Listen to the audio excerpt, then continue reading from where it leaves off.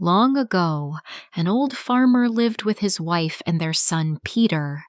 As years passed, the farmer became sick and soon passed away, leaving his wife and son alone.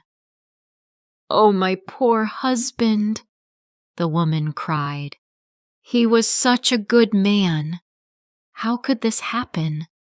For many days she wept.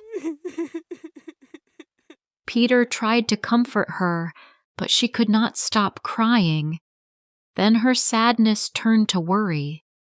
At night she looked at the sky and whispered, "What are we going to do? How will we live?" After some weeks, she became strong again and made plans. Her husband had left $200. When almost all their food was gone, she gave Peter $100 and said, "Go to town, my son. Buy salt, flour, and bread. I hope this will last until spring." Peter walked to town. As he passed the butcher's shop, he saw a crowd. The butcher had tied an old dog to a tree and was beating it.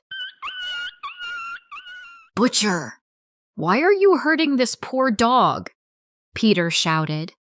"He ate my best meat this morning," the butcher said.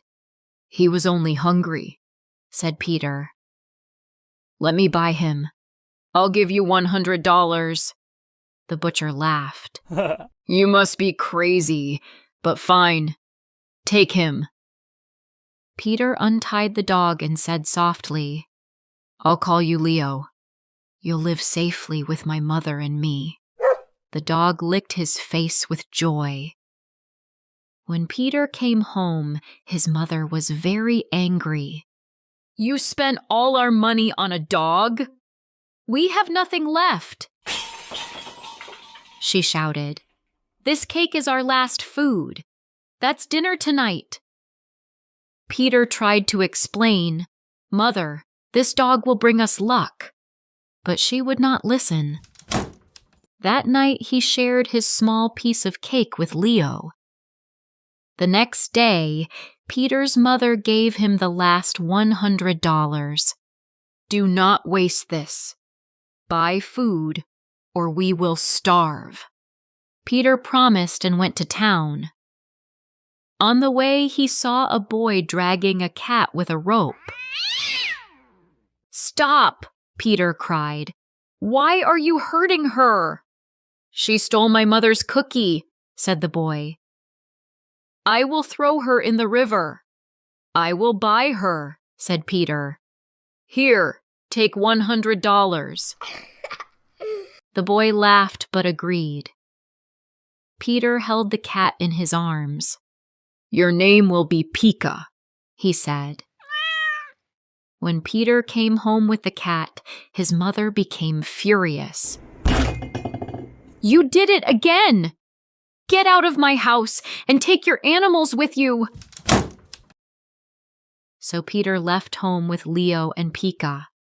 They walked for days until they reached a village. There they met a priest. "Hello, young man," said the priest. "Do you need work?" "Yes," said Peter. "Work for me 3 years. You will get food and shelter, and when it ends, you will be paid well." Peter worked hard for 3 years. When the time ended, the priest said, "You may choose your reward: gold, silver, or this bag of sand." Peter thought, if he offers sand, it must mean something. "I will take the sand," he said. The priest smiled and gave it to him. The bag was heavy, but Peter carried it with Leo and Pika. After days of walking, they came to a dark forest. In the middle of it, a fire burned around a young woman tied to a tree. "Help me, please!" she cried. "Save me, and I will bring you good luck forever!" Peter ran and threw the bag of sand on the fire. The flames died out. "Thank you. You saved my life," she said. "I am the daughter of the King of Elves. An evil king tried to destroy me." She gave Peter a golden ring. "This is a magic ring. It can give you anything you wish. But never tell anyone its secret, or you will suffer." Then she turned into a snake and disappeared into the forest. Peter looked at the ring. "We will never be poor again," he told Leo and Pika. He threw the ring from one hand to the other, and suddenly 10 young men appeared. "Oh, master, tell us what you want," they said. "Take us home to my mother," Peter said. They returned home. His mother wept with joy. "My son! Can you forgive me?" "There's nothing to forgive," Peter said. "Our life will be happy now." Peter used the ring secretly to bring food, clothes, and comfort. They lived well for many months. Then he thought about marriage. "Mother," he said, "please go to the king and ask if I may marry his daughter." "Peter, that's impossible," she said. "The king will never agree." But Peter insisted. At the palace, the king laughed. "A farmer's son wants my daughter? Bring me rich gifts. Then we'll talk." Peter used the ring to make gold, jewels, and fine clothes. His mother brought them to the palace, and the king was amazed but still unhappy. The governor said, "If this young man is truly wise, he must build a palace beside yours, a silver bridge with trees of gold and silver fruit, and a great church by morning. If not, he and his mother will die." When the king woke up the next morning, everything was there: the shining palace, the silver bridge, and the church. He had to agree to the marriage.